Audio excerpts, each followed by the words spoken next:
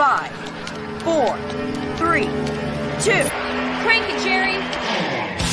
Welcome to Into the Wild, the official podcast of the Washington Wild Pigs. What do you hear? What do you say? It's the best sports podcast in the world. Wait, is that true? If you're committed enough, you can make any story. I once convinced a woman that I was Kevin Costner, and it worked because I believed it. Now, here's your host, Kyle Dawson. Did you get the popcorn?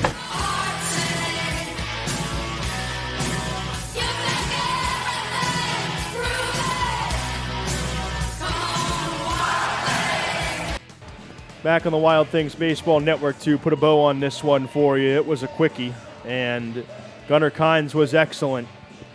He tosses a shutout for the Joliet Slammers. By virtue of being a shutout, it would be redundant to tell you it is a complete game, but I'll tell you it was a complete game for Kynes anyway. He goes the distance in 9 innings, allows just 2 Washington base runners, a hit in the 8th inning by Ethan Wilder through the left side, and he hit Jeff LaCorey with a pitch to break up his perfect game bid that was through 6 in the 3rd when LaCorey came to the plate in the top of the 7th inning. So 9 innings for Gunnar Kynes. He fans 7, allows 1 hit, no runs, and hit a batter. He was masterful. On the other side, the Joliet Slammers scored 2 runs in the 1st inning. The first on a sacrifice fly by Braylon Marine, and the second on an RBI single by Blake Berry. Both of those runs were charged to Washington starter Ivan Oviedo, who suffers the loss today and falls to 0-3. 4 innings, 7 hits, 2 runs, both earned, 1 walk, no strikeouts. Albert Cuello Batista came on in the 5th inning for Washington and gave up a run in the 5th. It was unearned, at least as of last check. It has still not been changed on that ball to Caulfield off the bat of Valdez. It has been scored as an error, which means Valdez scoring a couple batters later on the ground ball to shortstop by Blake Berry with the infield drawn in, but it was a slow roller that made it 3-0, is an unearned run against the line of Cuello Batista, who goes 3 innings in this game, allows 1 hit, 1 unearned run, 3 strikeouts, and a walk. And then Jake Carroll pitched the 8th inning, 1-2-3 for Washington. But, again, as I said going to the break there, you do the math. Washington had 2 base runners. Joliet scored 3 times. That math doesn't math for a victory for the Wild Things, who fall tonight at the hands of the Joliet Slammers for the 2nd time this week. Joliet moves to 5-7. Washington falls to 7-5 on the young 2024 season. The winner is Gunnar Kynes. He is 3-0. The loser is Ivan Oviedo. He is 0-3. Time of the game was 2 hours and 1 minute. And it was played in front of an announced attendance of 1,213 here in Joliet, 1-2-1-3 on a chilly night at Slammers Stadium. Chalk it up to tip of the cap to Gunnar Kynes. He was excellent, and now Washington will try and rebound this weekend at home against Florence. They're in a tough stretch, man. 12 of 18 to start the year away from home is not easy. And this Wild Things team and a lot of teams in the Frontier League are still trying to figure some things out. But I think this is the 2nd time the Wild Things have lost this year out of 5 games where you can say, yeah, we just didn't really stand a chance at any point during that one. Yeah, I mean, sometimes there's just an individual player on the other side that beats you. That was the case tonight. Gunnar Kynes, like you said, turning back the clock. Looking like his former self, and that'll happen every once in a while. I still stand by what I said last night. Currently, I think this has been the best offense in the Frontier League. I think this is the deepest lineup, 1 through 9, and on the bench in the Frontier League. And more often than not, it will show.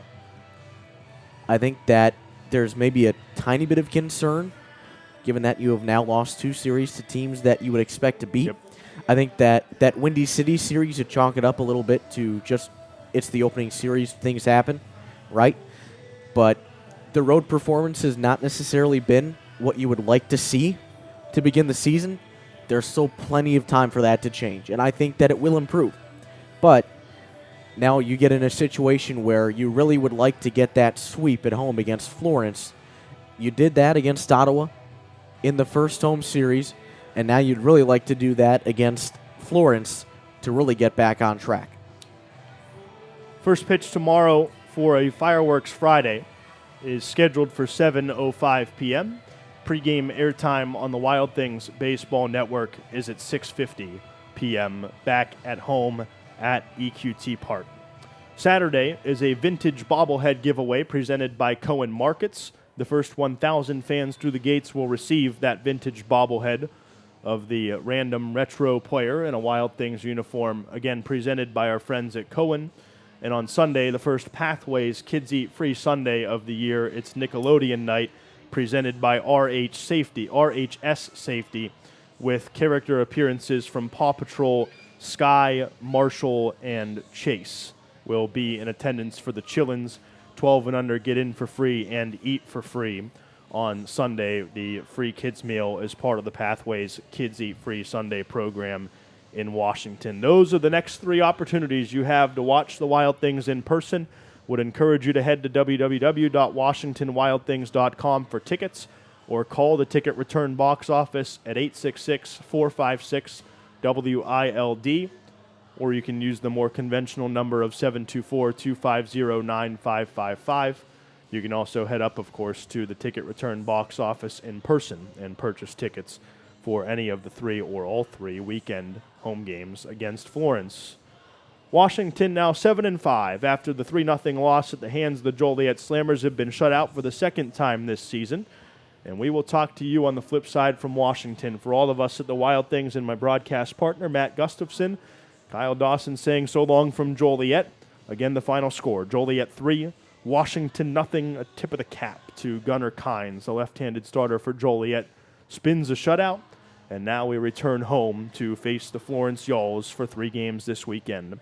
We will chat with you in about 23 hours from Washington. Good night.